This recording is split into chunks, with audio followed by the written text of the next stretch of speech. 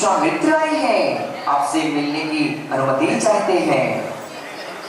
कैसी बात कर रहे हो दर्पण, वह हमारे गुरु हैं, आज्ञा की आवश्यकता नहीं, हम उनकी आगवानी के लिए स्वयं जाएंगे।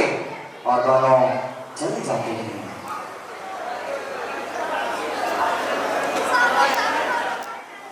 आज मैं आज्ञा देने नहीं, भविष्यवाणी करने आया हूं। कैसी भविष्यवाणी गुरुदेव? इस भविष्यवाणी में हमने देखा है कि तुम्हारी प्रजा का अंत होने वाला है। यह आप कैसी बात कर रहे हैं गुरुदेव? आपके रहते यह कैसे संभव है? यह समस्या का क्या समाधान है गुरुदेव? इस समस्या से हमें निकालें गुरुदेव। आप जैसा कहेंगे हम वैसा करेंगे गुरुदेव। इस समस्या का सिर्फ एक ही समाधान है, हमें विश्व शांति महायज्ञ करना होगा। जैसे आपको उचित लगे गुरुदेव, हम वैसा यज्ञ करने के लिए तैयार हैं गुरुदेव। आप जैसा कहेंगे वैसा होगा गुरुदेव। इस यज्ञ में तुम्हें तुम्हारे राजकोष से 3 भार स्वर्ण मुद्रा देनी होगी गुरुदेव। इस प्रजा को मेरे पूर्वजों ने बच्चों की तरह संभाला है, पाला पोसा है। इनकी रक्षा के लिए मैं 3 भार स्वर्ण मुद्रा तो क्या, मैं अपने प्राण की आहुति देने को भी तैयार हूँ। आप जैसा कहेंगे वैसा होगा गुरुदेव। चलते हैं गुरुदेव। रुको राजन, अभी मुझे स्वर्ण की आवश्यकता नहीं है। तुम इसे अभी कर्ज स्वरूप अपने पास रखो और जब मुझे जरूरत होगी तब मैं ले लूंगा। जैसी आज्ञा गुरुदेव। और गुरुदेव चले जाते हैं। आपकी जय हो। आपके दरबार में कोई साध्वी आपके दर्शन चाहती है। आज्ञा है दरबार, उन्हें आदर के साथ लेकर के आओ।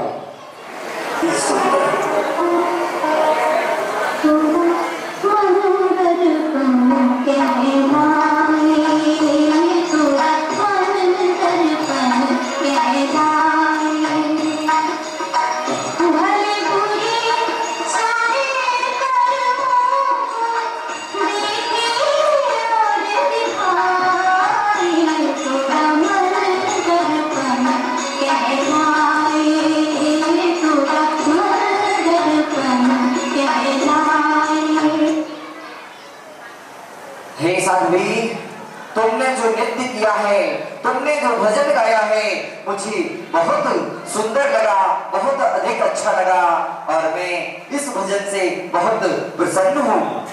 महाराज, क्या आप सच में मेरे गान से इतने ज्यादा प्रसन्न हुए हैं? हाँ साध्वी, मैं आपके लिए, आपके भजन से और आपके नृत्य से बहुत प्रसन्न हूँ साध्वी। ठीक है महाराज, अगर आप मेरे गान से इतने ही प्रसन्न हैं, तो आप उपहार स्वरूप हमसे विवाह कर लीजिए।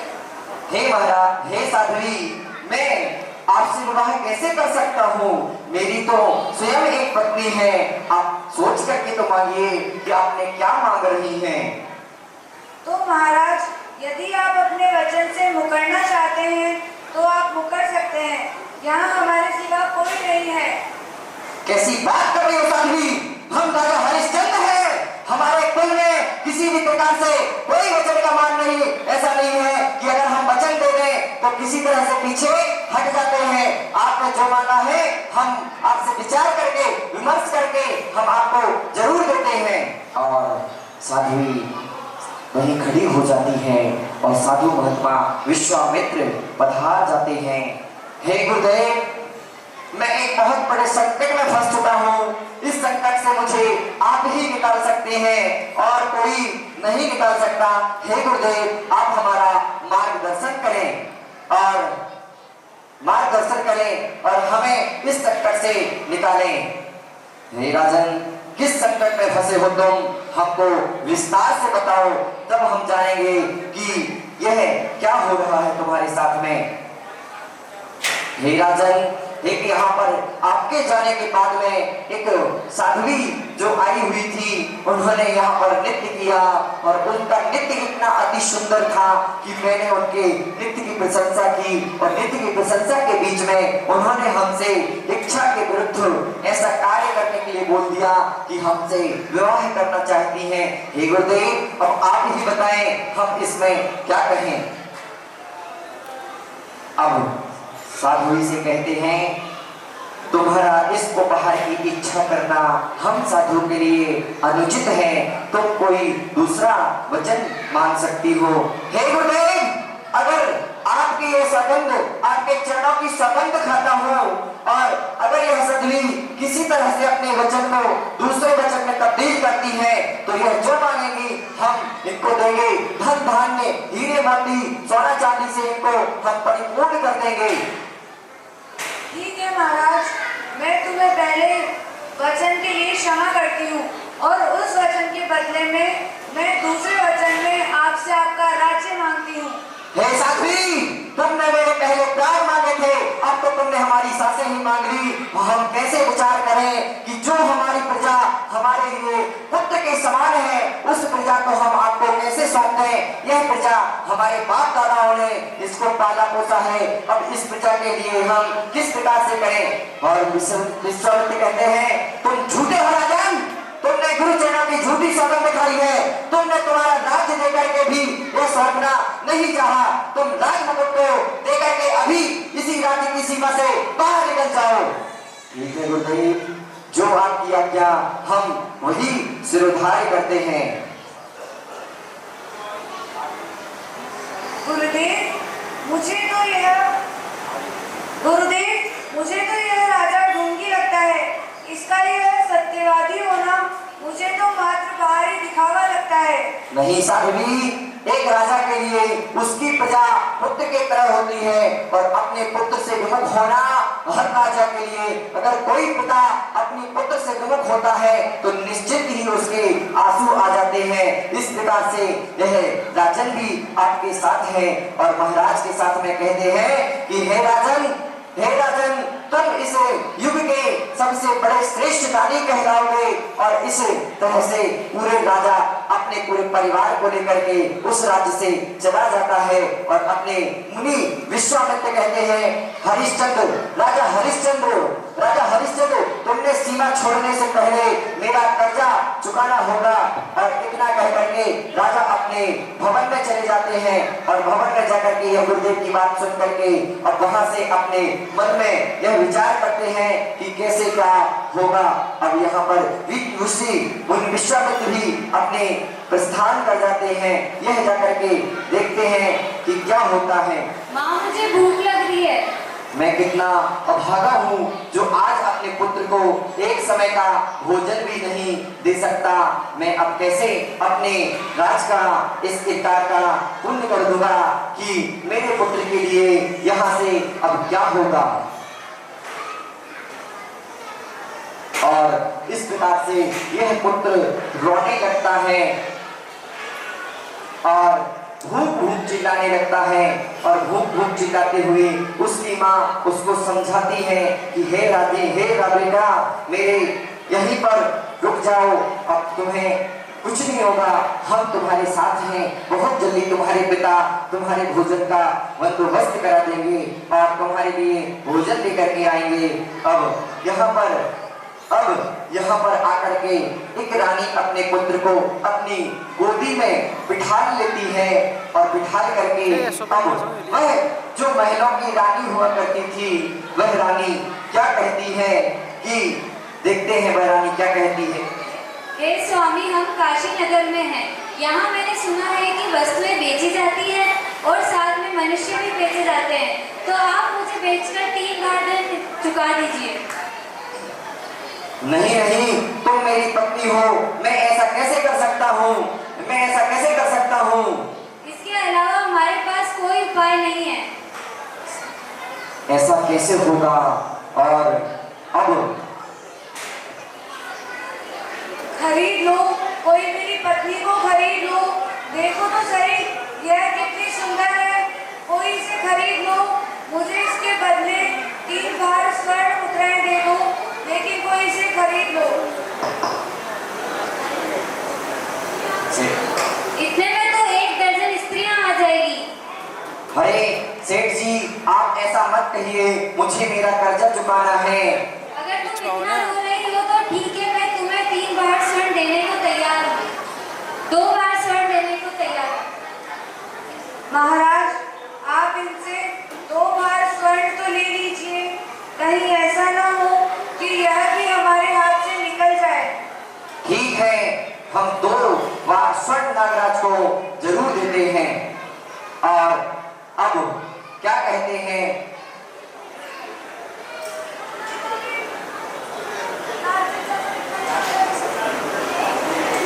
कि है मैं कहा, मेरे पास बचा क्या है, अब मैं क्या करूं और मैं कैसे करूं, और अब मैं कैसे अपने बच्चों का पालन पोषण करूंगा। अब यहाँ पर उसकी रानी भी बिक जाती है। राजा हरिश्चंद्र के वो दिन आ जाते हैं कि उसकी रानी भी यहाँ से बिक जाती है। और अब देखते हैं क्या होता है।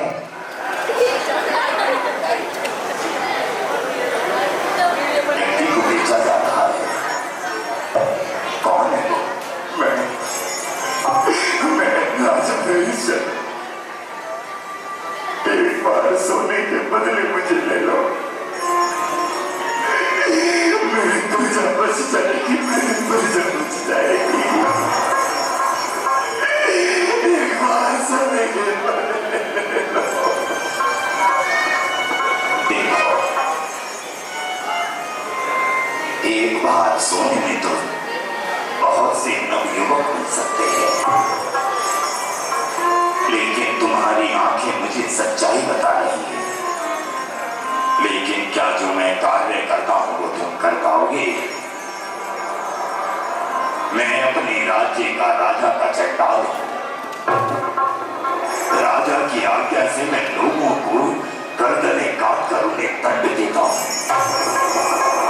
और दूसरा, शमशान घाट में रहता हूं।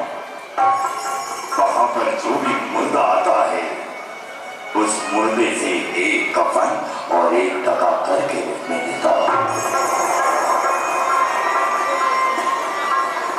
यदि तुम ये कार्य कर सकते हो तो बताओ मुझे।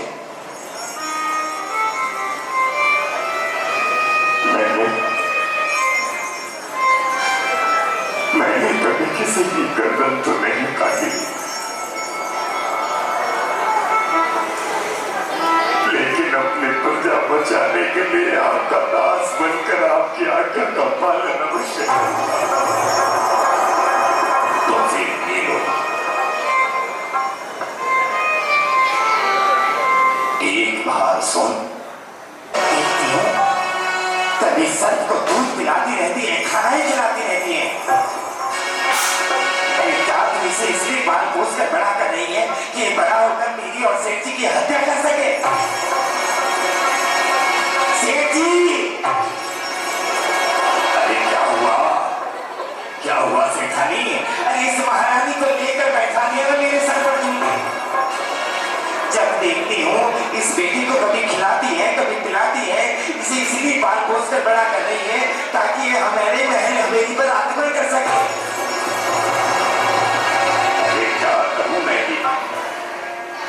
तुम्हारी गई थी मेरी। अरे इसके पति ने मुझे पागल बनाया, कहता था कि राजा है, राजा कहकर इस नौजवानी भिखारी को खरीद कर ले आया मैं। अरे ठाट बाट तो देखो जैसे कहीं महारानी हो, राज्य को छोड़कर चली आई हो।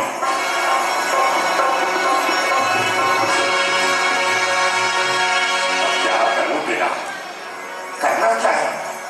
इधर अगर तुझे इस घर में रहना है तो तुझे काम करना होगा। और अभी के अभी यहां से दौड़ कर जा, बाग बगीचों में जाकर मेरे लिए सुंदर फूल लेकर आ यहां से।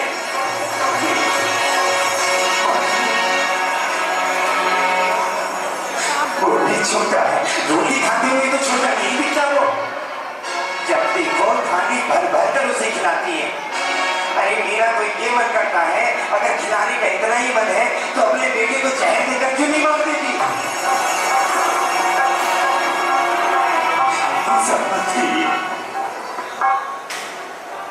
मेरा एक ही तो बेटा है,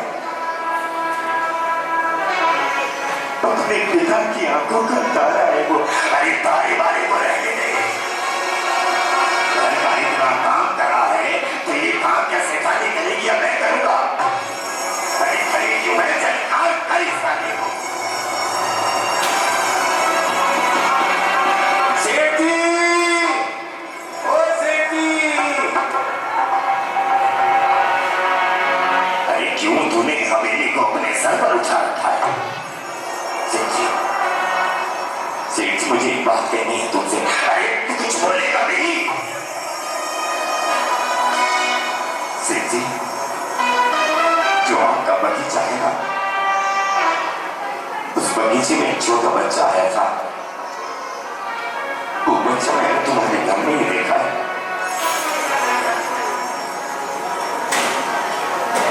सेठ जी, उस बच्चे को सांप ने काट के बच्चा मारा।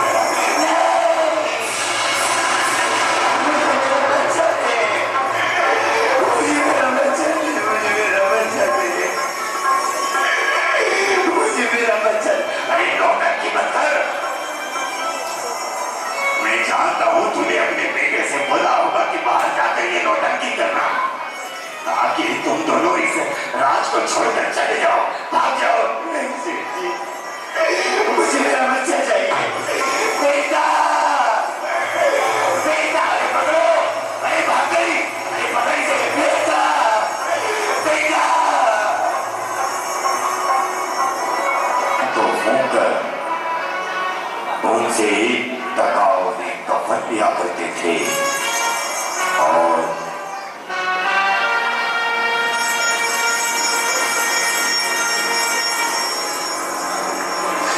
कोई है इतनी रात शमशान घाट में कौन हो सकता है?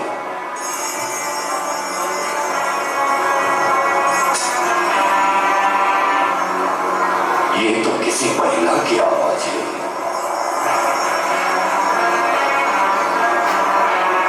कौन हो तुम? मैं एक मां हूं। तुम जानती नहीं कि शमशान घाट में स्त्रियों का आना निषेध होता है। क्या तुम्हारा कोई परिवारजन या संबंधी इस मुर्दे के साथ में नहीं आया? मेरा इस दुनिया में कोई है ही नहीं, एक बस ये बेटा ही था। ये भी मुझे छोड़कर चला गया और इसके पिता मुझसे काशी नगरी के बाजार में अलग हो गए।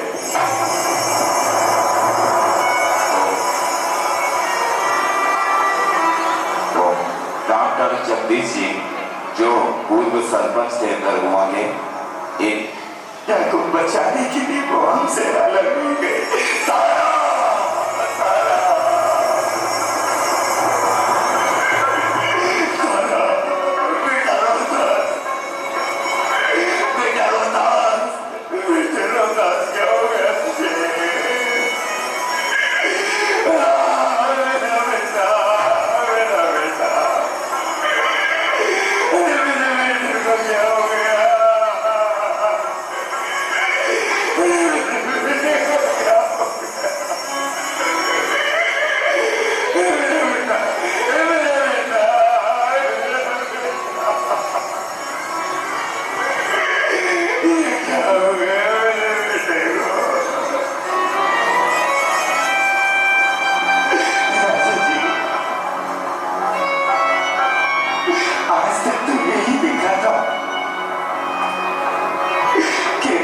की अर्थी में अग्नि बेटा ही देता है, लेकिन आज तुम पहले पिता होंगे जो अपने बेटे की चिता में अग्नि लगाओगे।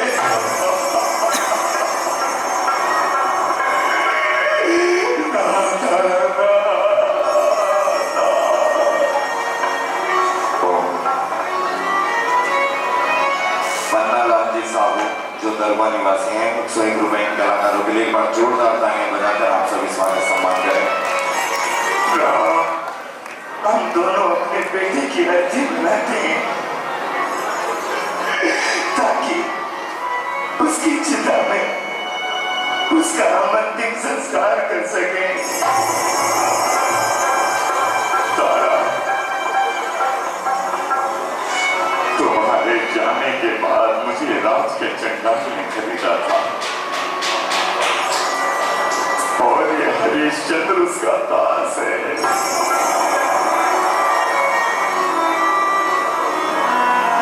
और मैंने अपने धर्म को किसी भी परिस्थिति में नहीं छोड़ा। अगर तू अपने बेटे का अंतिम संस्कार करना ही चाहती है तो तुझे एक कफन और एक टका करके रूप में देना होगा। क्या? एक टका? तुम्हारा मन भी कैसे हो गया कि अपने बेटे को कफन उड़ाने के लिए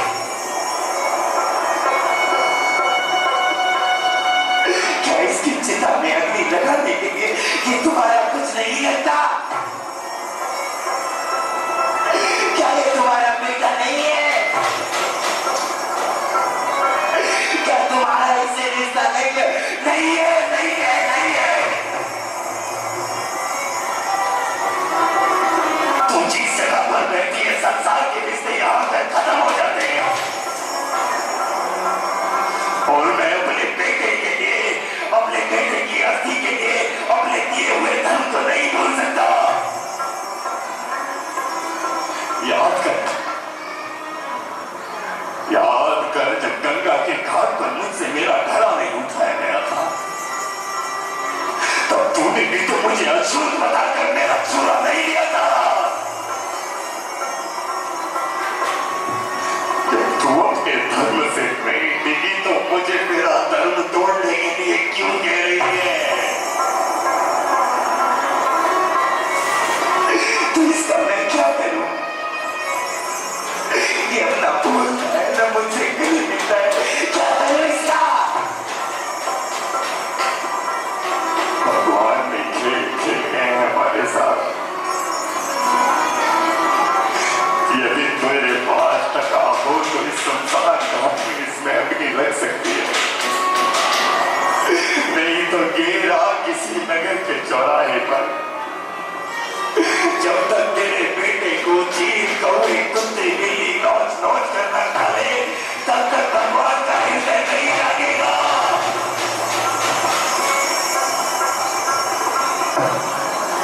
मुन्ना चौधरी जी कंचनपुरा जी की ओर से सो तू तो मेरे आंचल का फूल है ना, तू तो मुझे हमेशा अपनी माँ कहता था ना। ठीक है, मैं तुझे कफन तो नहीं। श्री राम किशोर जी मुखिया कथानक के लिए बार जोरदार तालियां। ले बेटे को कफन कैसे उड़ाए? ले बेटा, तू मेरे आंचल का फूल है। ये माँ तुझे अपना आंचल दे रही है, अपना आंचल दे रही है।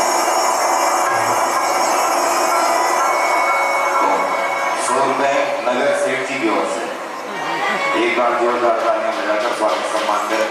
बेटे के लिए एक टका और बेटा ताकि हमारे बेटे का अंतिम संस्कार हो सके। बेटा जानता रहा एक टका और लेकर आ, मैं कहां से लाऊंगी टका? कोई नहीं जानता मुझे इस नगरी में। तारा, जाना नगर नगर में और सभी दरवाजे पर जाकर कहना कि तू आज अपने बेटे के अंतिम संस्कार के लिए मांग रही है। सिकंदर जी ने दरबार में 50 रुपए का जोरदार ताली बजाया। एक टका दे दो, मेरा बेटा जलेगा। उसके बदले उनकी संतान को आशीर्वाद देना कि वे सदा लंबी आयु के हों।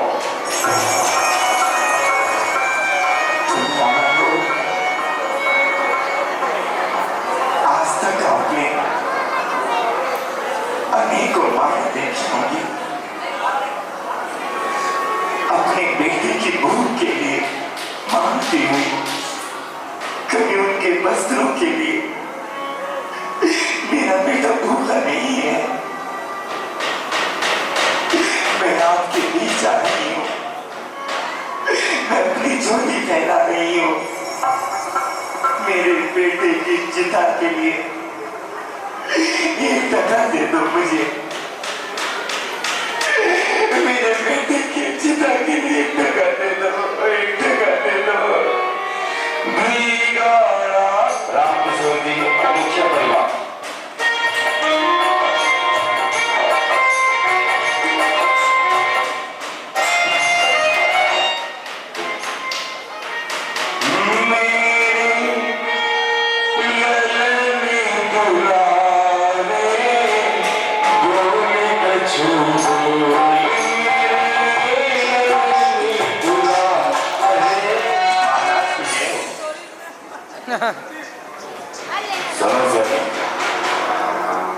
जिस प्रकार हम देख रहे हैं 1 महीने से हमारे नगर में कोई स्त्री आई है जो छोटे छोटे बच्चों को मारकर खा रही है।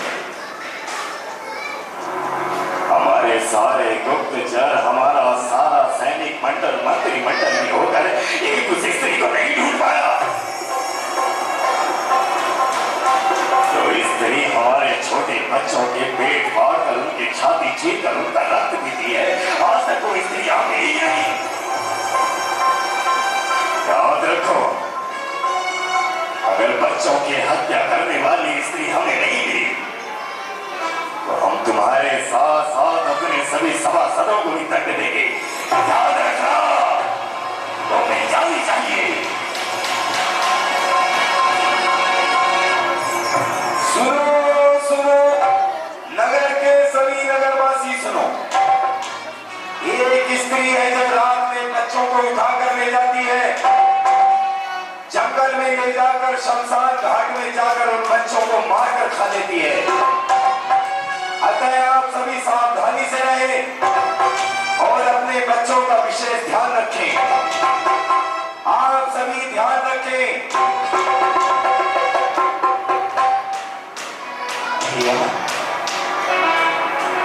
बोलो, मैं रात्रि में रास्ता भटक के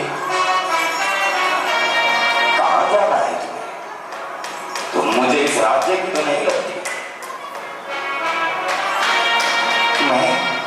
हाँ तुम, जल्दी बोलो, कहां से आई और कहां जाओगी?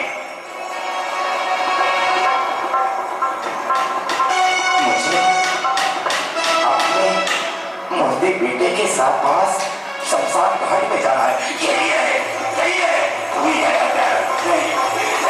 यही है। चल मेरे साथ, चल मेरे साथ।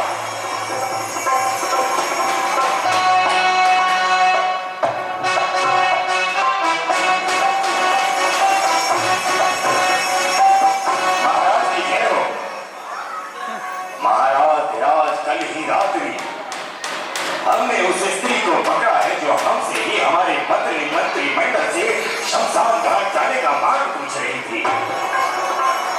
और उसके पास महाराज हमने मुर्दे को भी देखा। वो स्त्री मिल गई और तुम चुपचाप खाली हाथ रास्ता बाहर चले आए। शीघ्रता से लाओ सत्याग्रह को, उस खुदा को, ताकि हम उसे दंड दे सके।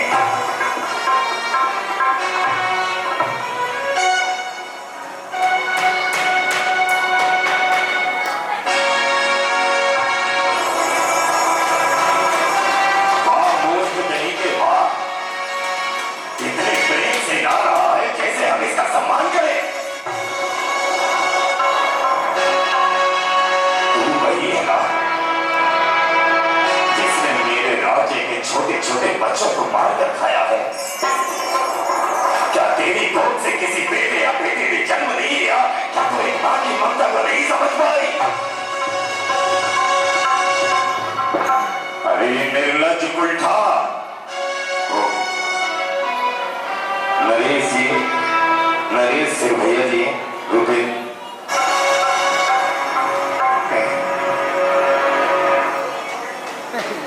श्री राम किशोर जी, मुखिया जी, दरगाह वाले आज जा रही थी क्योंकि वहां पर मेरे बेटे का मुर्दा पड़ा हुआ है। मैं बड़ा किसी के बच्चों को मार कर क्या कहूंगी विधाता ने।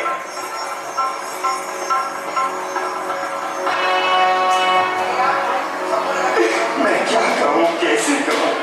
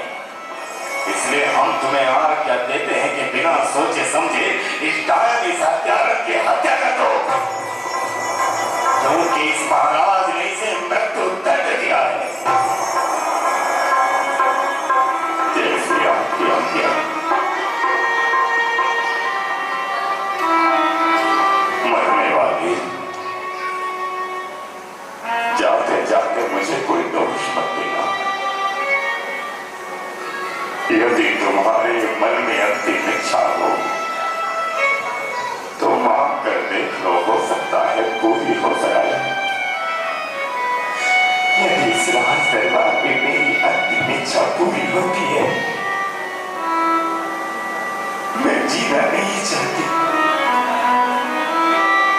किसके लिए जीऊं, कैसे जीऊं? राज के चंडाल मेरी अंतिम इच्छा यही है कि शमशान घाट में मेरा बेटा मेरे पति के पास मरा पड़ा है, उसकी चिता में अग्नि लगवा देना। तारा, तारा, तारा।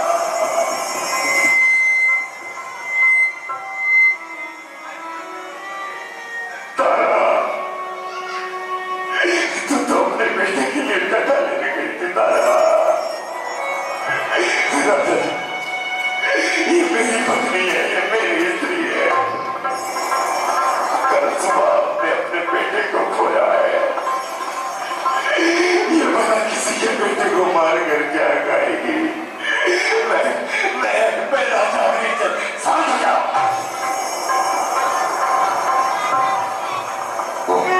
बैठे रहे, 5 मिनट का कार्यक्रम है, ये मेरी स्त्री है। तुम्हें जो आज्ञा दी गई है उस आज्ञा का पालन करो। उठाओ अपने हाथों में तलवार और हत्या कर दो इस खुलजा की। तारा, हाँ स्वामी, तूने मेरा हमेशा साथ दिया है, हर परिस्थिति में तू मेरे साथ खड़ी रही है। मैं दास हूं किसी की आज्ञा, महाराज की आज्ञा का पालन करना मेरा कर्तव्य है। तारा, मैं ये तलवार उठाता हूं, आज इस अंतिम क्षण में तो मेरा साथ देगी ना? हाँ, मुझे और मेरे बेटे को एक ही साथ नहीं लगाओगे ना? हे भगवान, देखता ना तेरे हाथ कांप रहे हैं। रामकिशोर जी, मुखिया जी, दरगुन, मेरी छाती फट रही है, मेरा साथ दे दे, अपनी गर्दन झुका ले।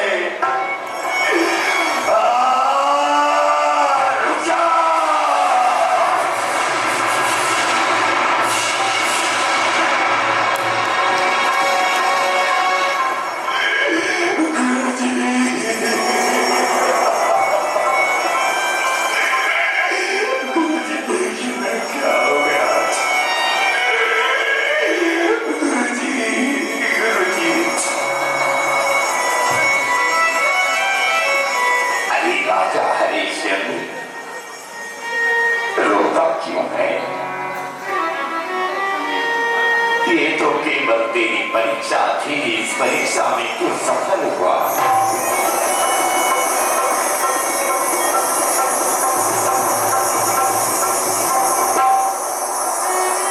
अंत समय तक भी तूने सत्य और धर्म को नहीं छोड़ा।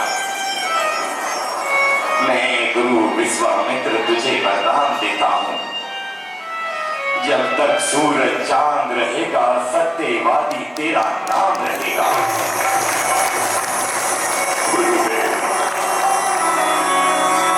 बैठ रहिए, मंच वाले तो बैठ ही रहे। हमारा बेटा मर गया गुरुदेव, हमारा बेटा मर गया। नहीं, तुम्हारा बेटा मरा नहीं है, वो तो मेरे साथ मेरे आश्रम में खेल रहा था, आवाज लगा,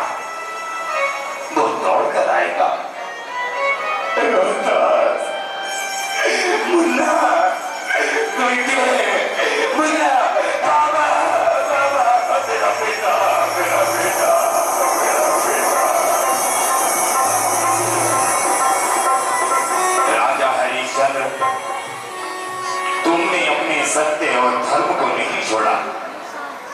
इसलिए इस भविष्य में जब तक भी है धरती रहेगी और जब कहीं भी सत्य की चर्चा होगी, उस चर्चा में हमेशा तुम्हारा नाम सत्यवादी हरिश्चंद्र लेकर अवश्य दिया जाएगा।